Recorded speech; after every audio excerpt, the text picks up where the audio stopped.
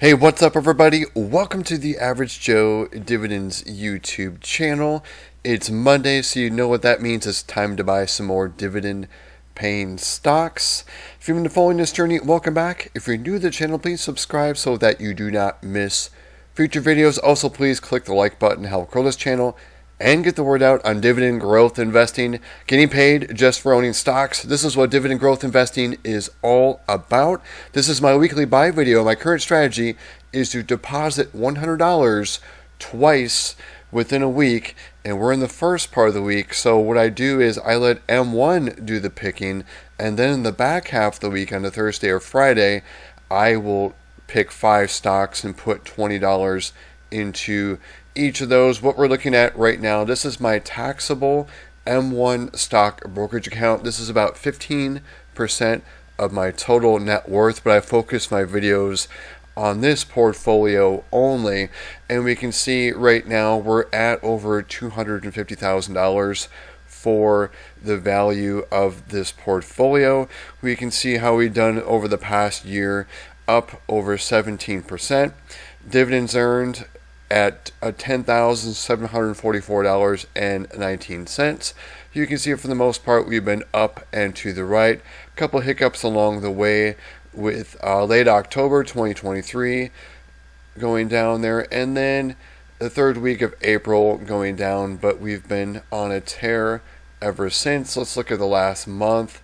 Same thing, up 2.3%. And then the last week up 0.89%. Looks like today we're up slightly too at 0.35%. So what I'll do next is we're going to jump into the activity log so I can show you what the buys were with the $100 deposit I did this morning. What we're also going to do is we're going to see what effect that had on the income for this portfolio, as well as the future dividends for the portfolio. I'll also go historically to show you how this portfolio has grown as well in value, as well as those dividends growing over time. So clicking on the activity log, we see there are 3 buys. Here's my deposit right there at $100. It looks like it couldn't invest the 2 cents there, but we'll use that in a future buy. So first up, BST was selected at $46.42. Looks like a tiny amount went to Pepsi, $2.46. So the Pepsi dividend is really not going to move. It may move it a penny, if that. But Hershey's was the big pick today at $51.10. I'll click on each of these so we can see what fractionals, or in this case of BST, 1.2 shares were purchased. So got over a share there of BST. And then we'll look at Pepsi. It's going to be a very small fractional of just 1.5%, 0.01 of a share of Pepsi with that small purchase there. And then with Hershey's share price is pretty high, so got just over a quarter share there, 0.27 shares. And if you're curious to see what's in this portfolio, I'll click in the holdings tab. I'm not going to go over all of my holdings, but you can see SCHD is the largest position. I'll scroll down so you can see what they are. I'll also leave a link below so you will see what is in my M1 pies and also what percentage I have allocated to each of those. So we can see right now that General Mills is the smallest position there. But in a second, we're going to grab this data. We're going to import it into this Google Docs spreadsheet, which shows all of the positions within my portfolio. Currently, there's 53 positions. Here's my cost basis and the current value of it. And this updates in real time. It uses a Google Finance function to pull the stock price for each of these and the average share price, the shares, and the cost basis. Those are all pulled with a VLOOKUP from the M1 data tab. We're going to import into the M1 data tab here in just a few minutes, and it's going to update this so I don't have to type in the new amount of shares for BST, Pepsi, and what was the last one? Hershey's. So what it'll do is it'll update the new number of shares as well as the average share price and my cost basis for each of these. So you can see it shows all the shares, market value, cost basis, my gain or loss within each investment, and then the percent gain or loss expressed in a percentage. Anything above 10% will be in the green. Here's the quarterly dividends per share. I have a few monthly pairs that are highlighted in blue. That is O and BST. So those pay me each and every month. And we can see the current yield. You can see with NVIDIA. Look at that tiny yield there, but it's had a huge gain. So this is a growth stock for me, not necessarily a dividend payer. As you can see, it's only paying me 40 cents per quarter, but you can see like SCHD, what that paid me the last time. It paid me $958.20 on July 2nd, so that's definitely a dividend payer for me. And we can see, the pay date. Everything on this sheet is arranged by pay dates, and we can see so far in the month of July, I have received $997.18, and we're not even halfway done yet. And so we'll see what we get in total for July. I don't know yet, because sometimes I buy shares of these companies after their ex-dividend date, so we don't quite know what that's going to be. And I also don't like to count my chickens before they're hatched, so I put in the actual dividends received when they're actually received. I'm not going to fill in this sheet before I've received the actual money. I also track the total number of dividends received for each position. You can see with SCHD, almost $5,500, with BST over $7,300. I also track the last increase, because while we're receiving dividends, they're not fixed. Some dividends do cut their dividend, or some companies cut their dividends, but the companies within my portfolio, most of them increase their dividends year over year. Like a Coca-Cola, it's been decades. They've been increasing that dividend at a 4 or 5% clip. So you can see right there with Coke, they're steady Eddie. Same with like a Pepsi and a Hershey's, Kimberly-Clark, companies like that. They just routinely increase that dividend year over year. So if you hold them for years, you're not going to have that fixed dividend. It's going to keep going up and up, and your yield on cost is going to keep going up and up the longer you hold them. And that's, of course, if they keep increasing their dividends as well. So what we're going to do next is we're going to grab the data from M1, like I was talking about before. We're going to paste that into the M1 data tab, and what it's going to do is it's going to change, hopefully with Pepsi. We'll see if it increases the dividend there, the 1466, and we got to find Hershey's 838,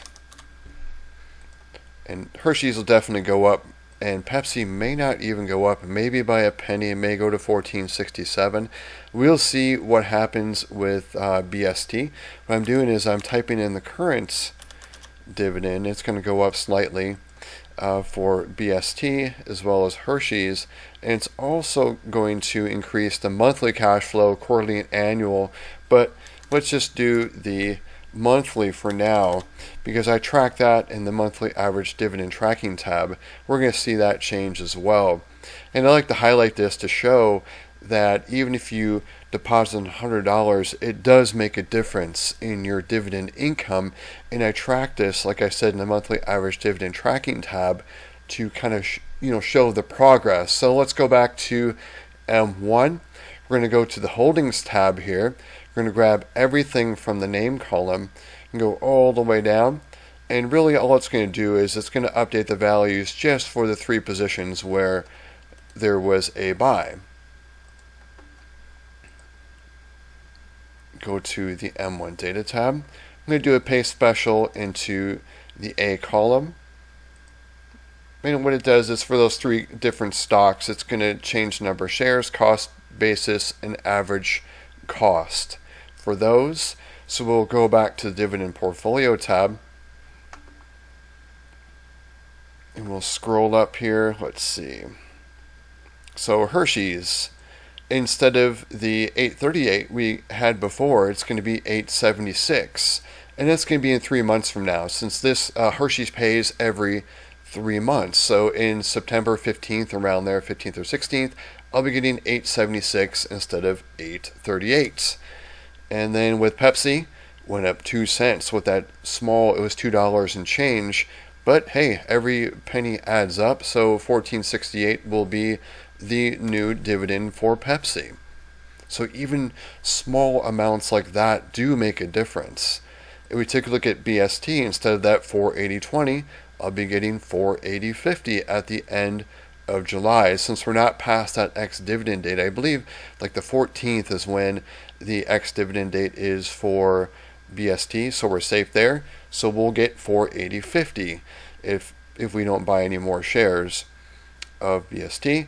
So now the monthly cash flow average was at $996.36. Now we're at $996.80. We're going to take that $996.80. We're going to put it as the monthly average dividend tracking. I'm going to scroll all the way down here, get to the current day. We'll put that $996.80 in here. There we go. And this is because of a $100 deposit. And we'll see how much we added to our monthly income. So 44 cents was the change to the monthly income, of course, as a positive. But you can see I track deposits, dividend drips. Here's a dividend drip. I also track dividend increases. And if there's like a dividend cut as well, we'll go back to the last one. And that was when SCHD in Q1 went from 74 cents to 61 cents. But their big announcement that they recently had, you can see what that did from going to 61 cents to now 82 cents for SCHD. It increased it by 82 cents. So while we're temporarily down the $50, it rebounded and some, going back up 82.59.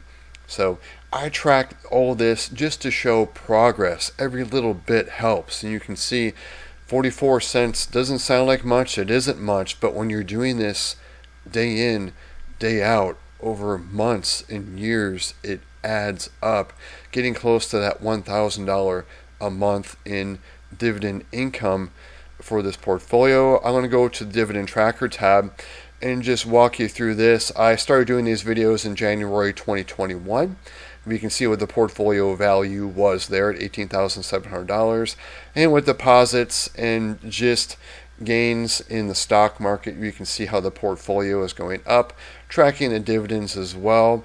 Cracked the $1,000 mark in dividends in December 2022 and have been going up ever since.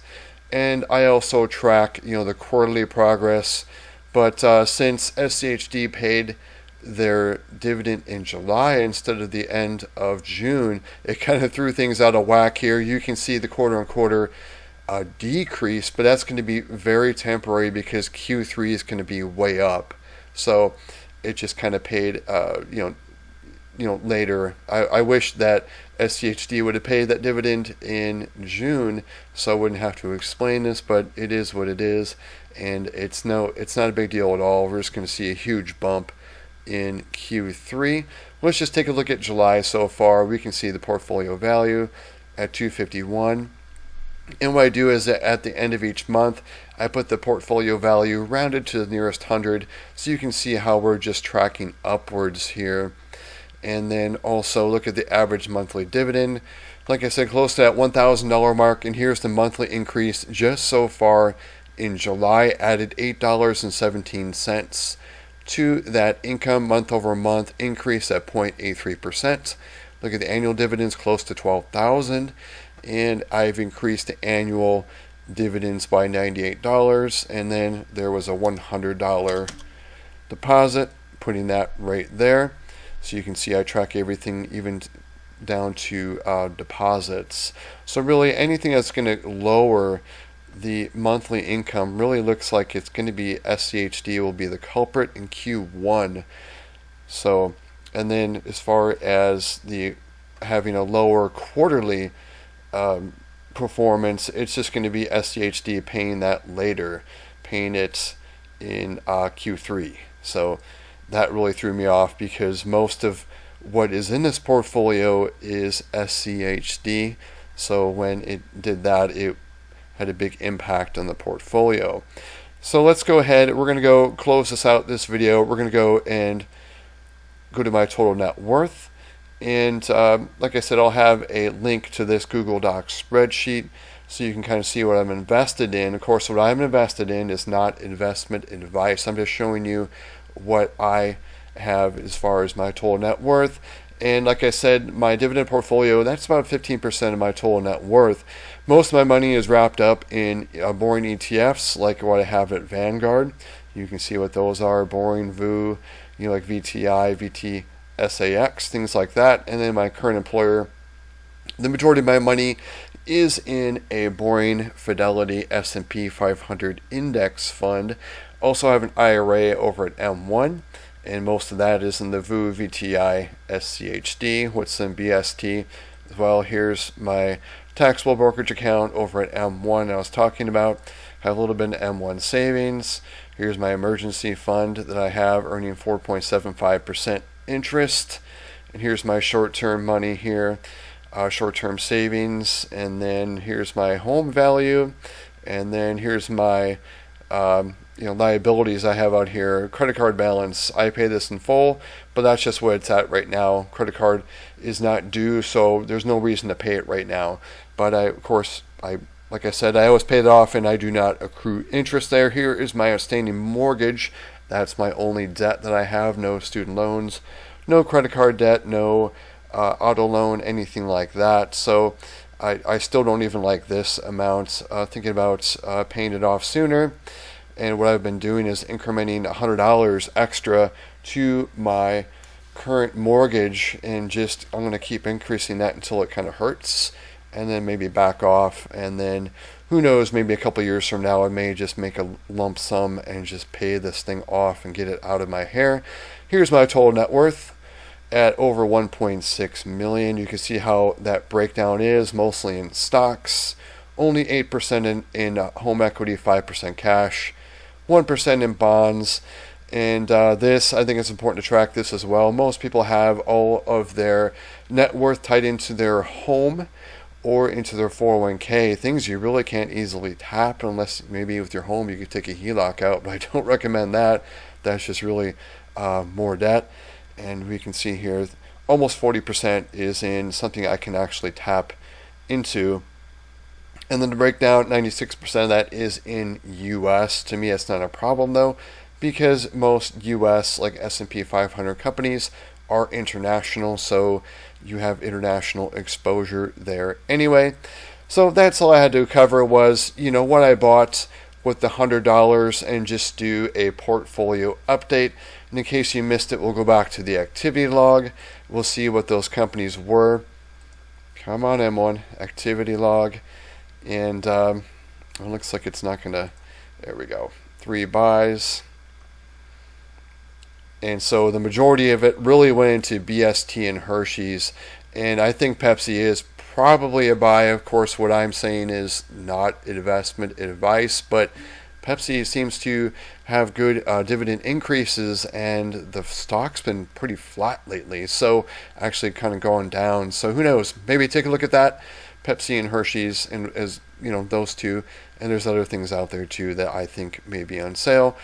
But thanks for sticking to the end of this video. If you got value from this video, please click the like button. Also subscribe so that you do not miss future videos. I'm going to make a video here pretty soon that's going to go over BST and show you the dividends I received for BST total in my IRA as well as taxable. It's getting quite sizable every single month what that amount is.